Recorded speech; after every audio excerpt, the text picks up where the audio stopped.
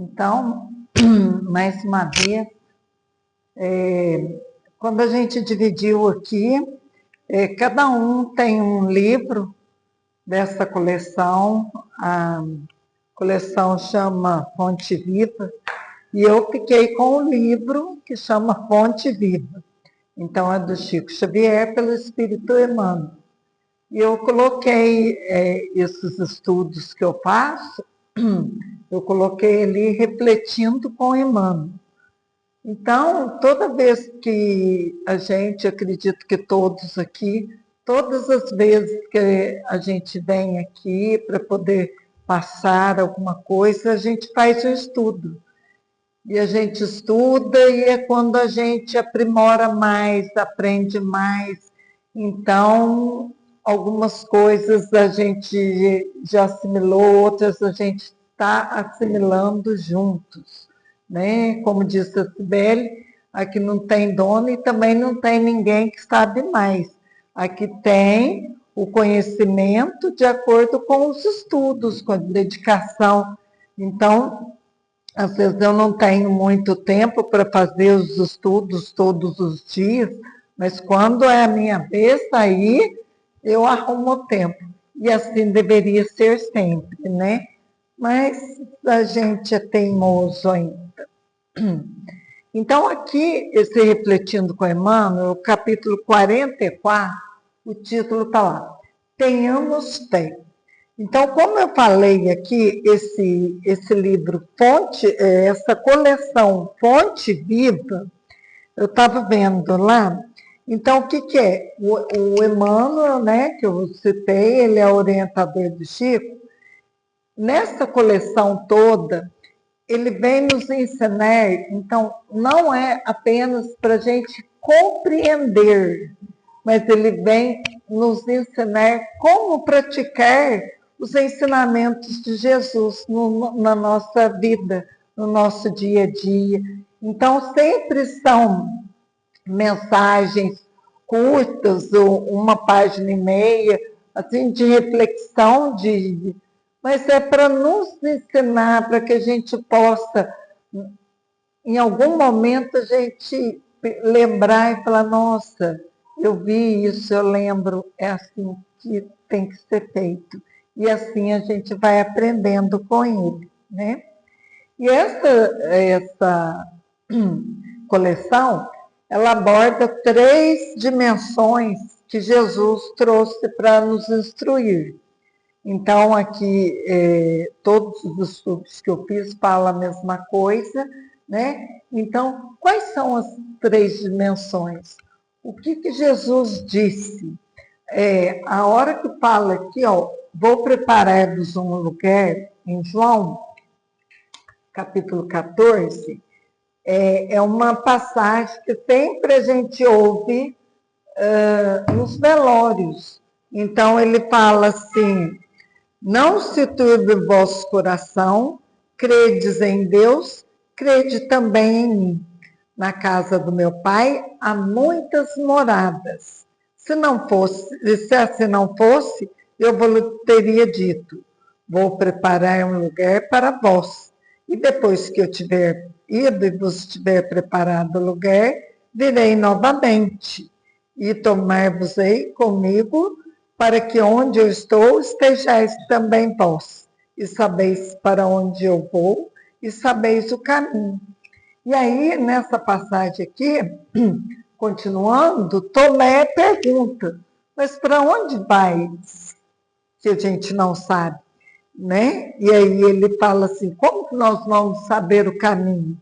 E Jesus fala, eu sou o caminho, a verdade e a vida.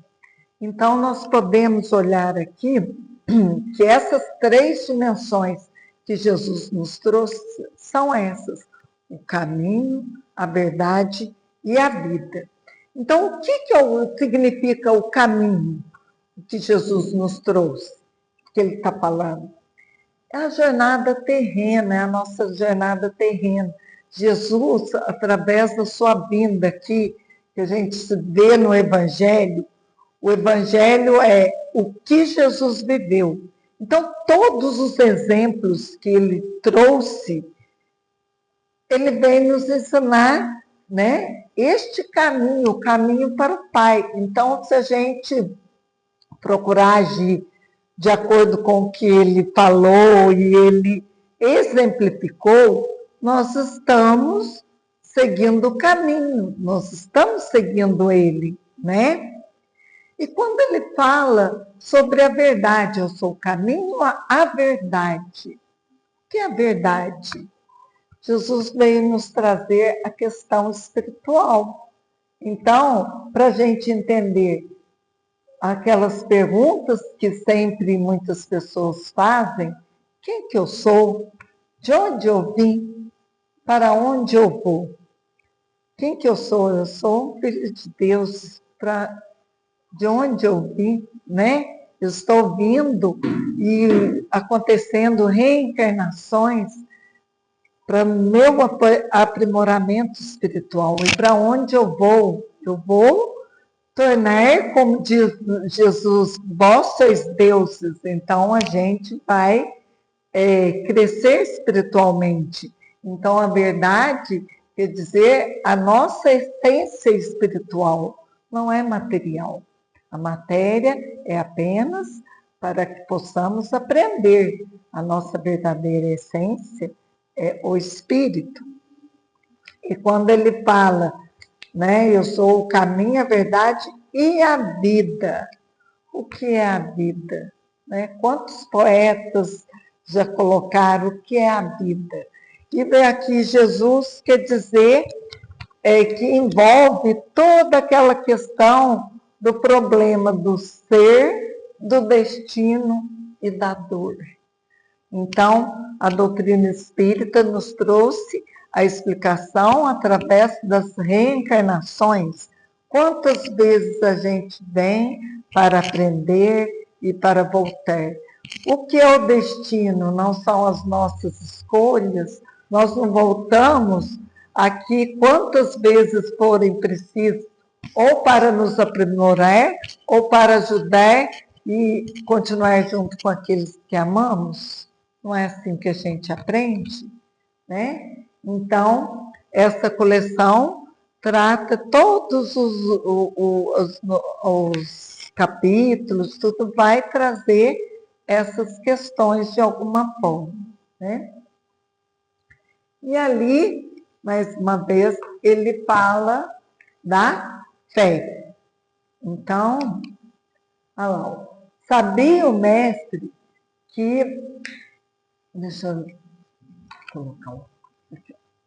Sabia o mestre que até a construção do reino divino na terra, quantos o acompanhassem, viveriam na condição de desajustados, trabalhando no progresso de todas as criaturas, toda a vida sem lugar adequado aos sublimes ideais que entesouram. Então, o que é? O reino divino. O reino divino na Terra. O que a gente pode falar? Ele já existe? Ainda não. Ele está em construção. O reino divino está em construção. E quando fala que todos aqueles que acompanham as questões de Jesus, aqueles que procuram seguir os ensinamentos, neste momento muitas vezes são apontados de uma forma diferente. Mais para frente aqui, Emmanuel vai trazer. Mas o reino divino, por enquanto, existe dentro de cada um de nós. Nós não temos a centelha divina, então ele já existe, mas ele está em obras. Nós estamos construindo ele. Então, para que ele aconteça, né? Emmanuel fala, até a construção do reino divino na Terra. Então, ainda vai demorar um pouco, né? O que acontece? A gente, às vezes, fica meio pessimista, fala, ai, gente, mas o mundo está tão perdido, e essas guerras, e essas coisas que acontecem. Mas, gente, Quantos foram cristianizados? Quantos já entenderam a essência de Jesus? Então, por isso que ainda nós precisamos trazer, edificar o reino dentro de cada um de nós. Então, se cada um conseguir um pouquinho, daqui a pouco vai estar toda a terra, né? É um trabalho árduo, sim, é um trabalho árduo, mas não é impossível. E aí, Jesus, ele sabia da natureza humana, ele conhecia os nossos medos, ele conhecia e conhece, né? Não só conhecia, mas reconhece as nossas fraquezas. Por isso que olha, ele sofreu o Calvário, todo aquele sofrimento carnal, né? Ele estava como homem, morte de cruz, e isso serviu para exemplificar, para que a gente possa segui-lo, né? E entendendo que seguir Jesus, seguir os ensinamentos, seguir tudo aquilo que ele passou, não é uma tarefa fácil, porque quando a gente olha o que ele sofreu e a gente pensa, eu não dou conta, vou deixar para a próxima, né? Então, a gente não está sendo legal. O que é? Eu não consigo muitas coisas, mas outras eu já consigo, não é verdade? Então, o que a gente precisa ter quando ele fala da fé? É a gente ter confiança nas promessas que ele fez. Porque quando ele veio, ele trouxe muita coisa. O Sermão do Monte mesmo, quanta coisa nos traz, não é?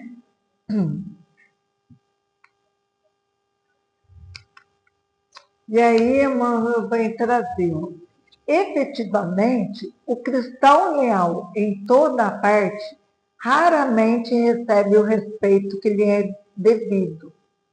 Por destoar quase sempre da coletividade, ainda não completamente cristianizada, sofre a descaridosa opinião de muitos. Então, Emmanuel fala, se a pessoa exercita a humildade, é tido como covarde. Se adota uma vida simples, é acusado de delito de relaxamento. Se busca ser bondoso, é categorizado como tolo. Se administra dignamente, é julgado orgulhoso. Se obedece quanto é justo, é considerado servil. Se usa tolerância, é visto por incompetente. Se mobiliza energia, é conhecido por cruel. Se trabalha devotado, é interpretado por vaidoso. Então, sempre vai ter alguma coisa. Olha lá, nos dias de hoje, onde o ter é mais elevado, você tem que manter um status, haja visto essas redes sociais, né? Quantos seguidores, e aí um tanto de gente segue, depois vai descobrir que aquela pessoa que está seguindo não é nada daquilo. É tudo, está muitos deles envolvidos na criminalidade, em outras coisas, né? E o que eles trazem? Apologia a sexo, a violência, armas e tudo mais, né? Então, aí você vê, mas como que acontece, né? Aí você vai falar, não, gente, não sei o que lá. Você é Carola, você está por fora. Antigamente falava quadrado, né? Hoje tem outra palavra que eu sou meio alienada nessas novas gírias, mas tem outras palavras, né? Mas aqui, ó, eu risquei ali, ó, se mobiliza a energia, é conhecido por cruel, aí entra até o que a Cibele falou aqui. Tem uma passagem aqui no livro Nosso Lar, lá no capítulo 9, que fala do problema da alimentação. E lá no plano espiritual, o que aconteceu? No Ministério da Regeneração, houve uma confusão lá, porque as pessoas queriam mudar a forma do alimento. E aí, o governador do nosso lar falou assim, gente, mas não é assim. O que ele fez? Ele foi lá, pediu, vieram 200 instrutores de um plano mais elevado para ajudar as pessoas a ensiná-las ao ficar sem a alimentação bruta, mas na água, na energia e tudo mais, né? Mas tinha aqueles rebeldes. E aí, aqueles que continuaram, né, se revoltando, o que ele fez? Ele aquartelou, até ele colocou eles isolados e foi usar de uma outra maneira para que eles entendessem que não podia ficar usando ali, já era outro plano, já tinha que ficar menos denso, né? E a partir do momento que eles descobriram lá, eles estavam até fazendo um contrabando das zonas mais baixas, levando alimentação, né, mais grosseira, né? E estava abrindo brechas. E nosso LERTA, na região, a gente que leu ou que sabe, está numa região do umbral baixo, não está naquela região pesada, mas tem a influência, e lá é todo isolado, para que as pessoas, os espíritos que estão lá, consigam se refazer, né? Então, como disse a Cibele, até de lá tem que ter a hierarquia, tem que ter a ordem, tem que ter a disciplina. E ali fala, mobiliza a energia do amor. A gente muitas vezes fala com mais dureza, mais coisas, mas você não busca ofender, você está usando uma energia maior de questão, vai estudar, vamos ler o Evangelho, vamos instruir, vamos falar.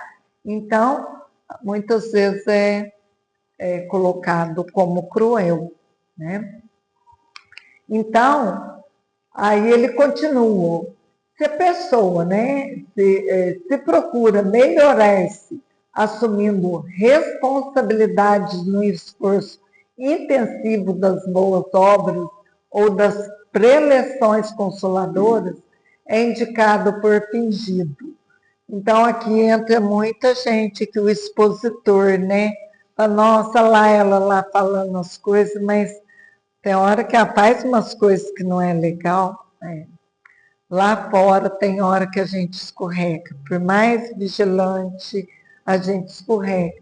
Então, não é fingimento, a gente está procurando, mas a gente está vivendo num mundo de tensões, e nem sempre é fácil, então a gente fraqueja. Mas a própria doutrina nos dá esse conhecimento que todas as vezes que a gente errar, a gente tem que abaixar, fortalecer, levantar e continuar, porque a gente não aprendeu tudo. Nós temos quantas coisas a aprender, a gente tem quantas situações na nossa vida que a gente às vezes nem passou ainda, não é verdade? E a gente vai aprender. Se tenta ajudar ao próximo, abeirando-se da multidão, com seus gestos de bondade espontânea, muitas vezes é taxado de personalista e oportunista, atento aos interesses próprios.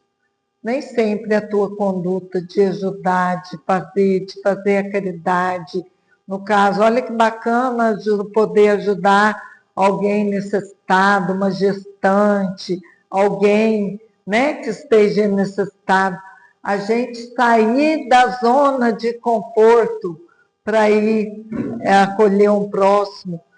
Então, por isso que eu falo assim, às vezes tem gente vendo, né? E aí os que veem falam, olha lá, e fica apontando o dedo. Mas o que a pessoa que está apontando o dedo está fazendo? Então, na obra do bem, a gente não deve se preocupar com essas questões. A gente deve seguir em frente e fazer aquilo que nos compete.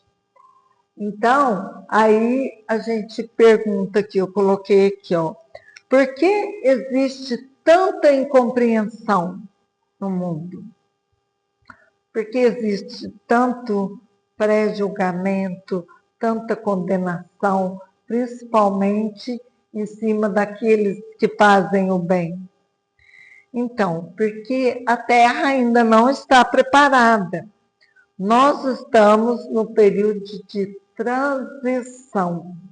Então, quando a gente fala nessa questão da, nossa, está tudo complicado, tudo alvoroçado, o que acontece? A gente pode pensar na Terra que ela está num período de gestação.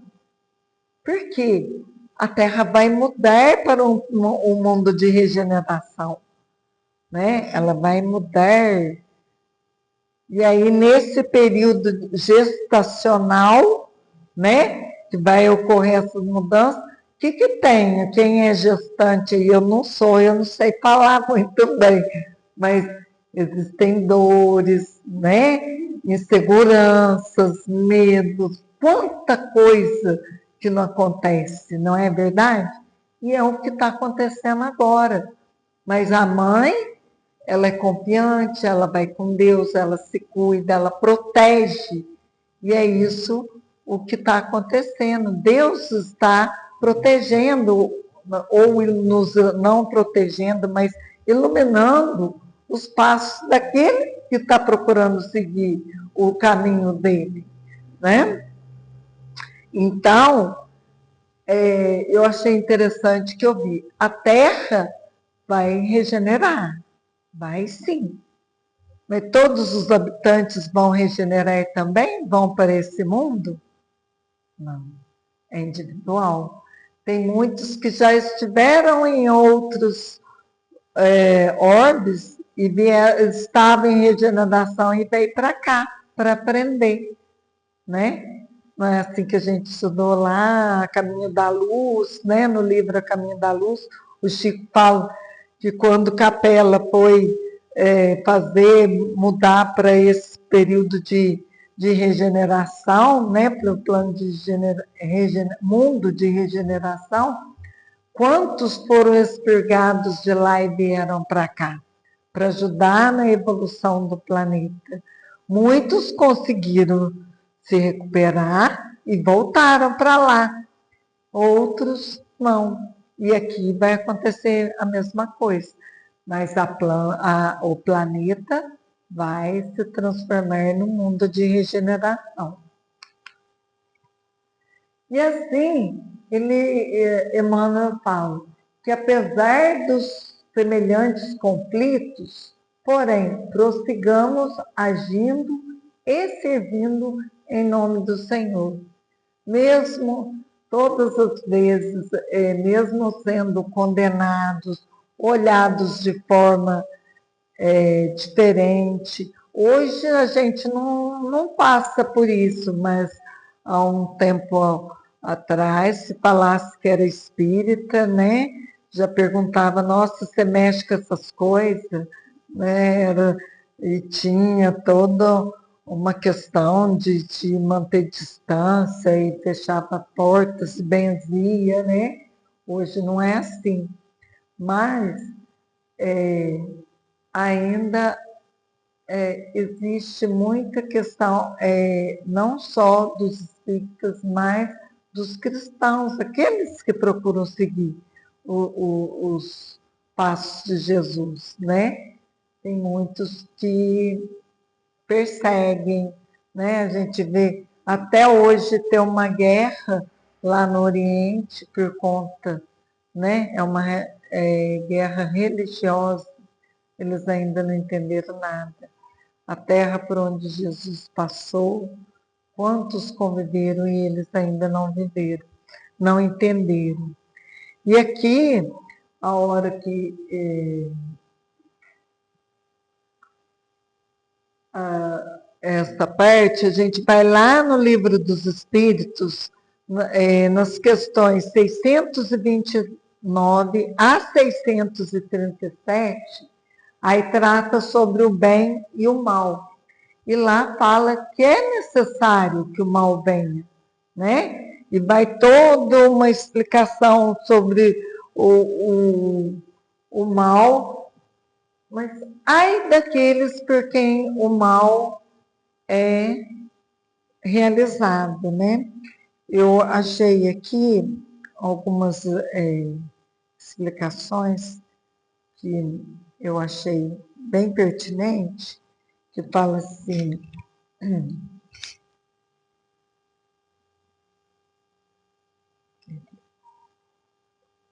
o mal como imperfeição. O mal não é uma entidade oposta ao bem, né? Quando existe, a gente fala do mal, de um espírito, né? Do mal. Mas é ausência ou falta do conhecimento e prática do bem. Então é isso que a doutrina fala. Ninguém é mau, ele é ignorante, ele não sabe que quando ele pratica o mal, ele está agindo contra ele mesmo, né? Então é ignorância. Então o mal como imperfeição é a ausência do bem, é a falta de conhecimento. O mal como experiência. A experiência do mal pode ser um aprendizado para o espírito, levando a compreender a importância do bem e buscar a sua prática. Então, quando a gente se depara com alguma situação, né, de maldade, de alguma coisa, isso nos alerta. Porque, e se eu pratiquei com alguém alguma ação?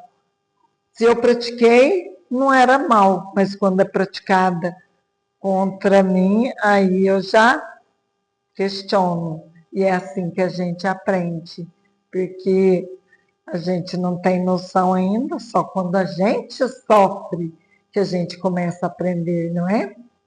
O mal como oportunidade de progresso, porque a partir do contato com o mal, o espírito vai desenvolver as virtudes, como a caridade, a humildade, a paciência, né? Então, quando você vê alguma coisa que foi feita, você age porque você está ali e não, às vezes você não concorda, você vai ajudar aquela pessoa que sofreu, às vezes, uma violência, né? Que sofreu uma injustiça, você dói com ela. E isso serve, né, para um aprendizado. E o mal não é um fim em si mesmo. Não, porque à medida que o espírito vai entendendo, ele vai se depurando, né?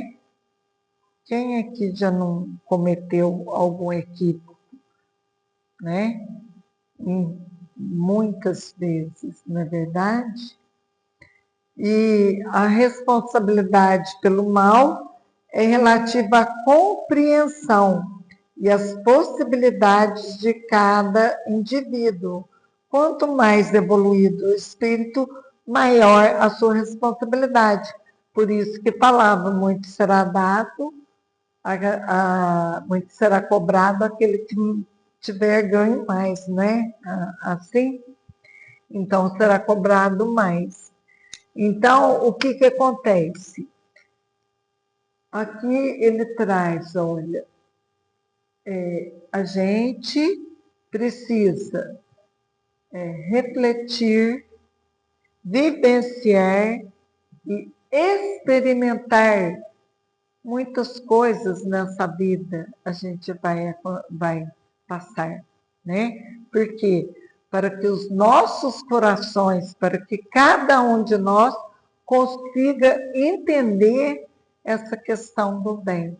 Se nós não vivenciarmos as situações, se não aprendermos, nós não vamos evoluir. Então, tudo aquilo que a gente passa, né, é para que a gente possa. Então, essa questão do mal muitas vezes nos acontece por isso.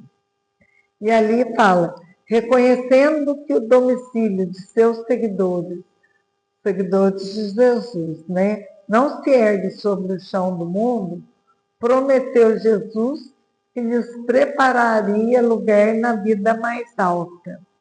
Então, a gente vai lá. Há muitas moradas na casa do meu pai. Então, à medida que nós vamos aprendendo, vivenciando, que a gente desencarna, né? A gente desencarna, vai para o plano espiritual, consegue entender aquilo que a gente fez ou aquilo que a gente deixou de fazer. E quando eu estava ouvindo lá a radionovela lá, Sexo e Destino, ainda achei muito interessante, que apesar de eu saber, me alertou mais uma vez. Antes eu achava que a gente morria e ia chegar lá do outro lado e ia saber tudo, né? Quando eu era adolescente, eu era da turma lá das diretas já, e eu falava que quando eu morresse, a primeira coisa que eu ia querer saber é quem matou o Tancredo. Então era aquela coisa de juventude, de tudo. E aí eu lembrei disso porque lá na passagem, uma senhora desencarnou e ela ficou lá restabelecendo e depois, na oportunidade, ela veio ser trazida para visitar a família, aí que ela foi entendendo algumas coisas que aconteceram. Então, ela estava bem, estava uma beleza. Na hora que ela viu o que realmente tinha acontecido, ela se revoltou. Aquilo que ela aparentava que ela tinha ganhado, ela não tinha ganhado, porque ela não tinha conhecimento e ela não tinha trabalhado sentimentos a respeito do que era preciso. Então, ela ia voltar nas condições, com a família, para aprender na carne. E é assim que acontece com a gente. Muitas vezes, né? Aí nós vamos para a morada, né? Tem muitas moradas. Qual vai ser a minha morada? Vai ser de acordo com a minha vontade de hoje, de agir hoje, e com o merecimento, né, que a espiritualidade vai me conceder. Então, tudo depende disso, né?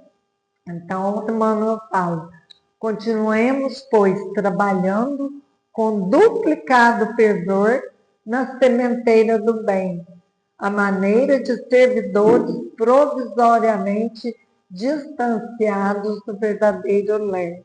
Então é isso. Nós estamos aqui de passagem. Então, a gente vem e a gente vai voltar. Vem e vai voltar. E a gente deve procurar cada vez voltar melhor. E procurar cada dia ser melhor aqui, né? E o Cristo segue servindo adiante de nós. Então, não tem essa que morreu, descansou. A gente não vai descansar nunca, porque Jesus não descansou. O trabalho é constante. E aquilo que a gente aprendeu, a gente vai querer trazer outras pessoas. Aquilo que a gente ganhou, não é assim? Quando a gente descobre uma coisa bacana, quando a gente vê, sempre você lembra de alguém, nossa, tal pessoa ia gostar disso. Ai, eu queria que todo mundo pudesse ir nesse lugar que eu fui, é tão bacana. E aí você fica pensando, e quando você aprende, quando você evolui, quando você cresce, quando você está de bem, você não quer que as pessoas que você conhece também estejam com isso? Estejam assim? Então, como que vai ser?